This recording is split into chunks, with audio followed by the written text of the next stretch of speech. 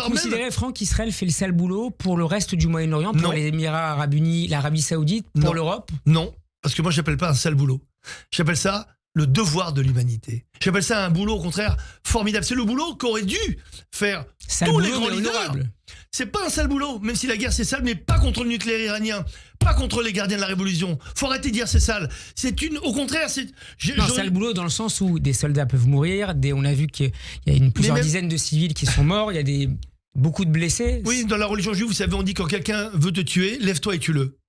Donc encore une fois, c'est pas contre la morale juive, bien au contraire. Si c'est à l'inverse de la morale juive, c'est d'attendre que la bombe nucléaire explose en Israël pour réagir.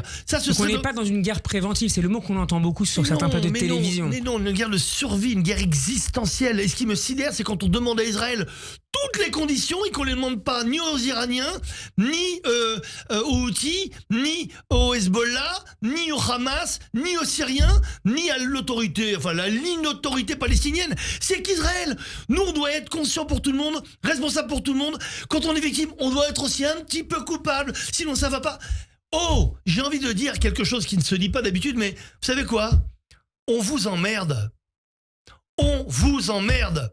On a le droit de vivre, le droit d'avoir notre pays, le droit d'avoir notre peuple en sécurité, le droit de croire en la vie.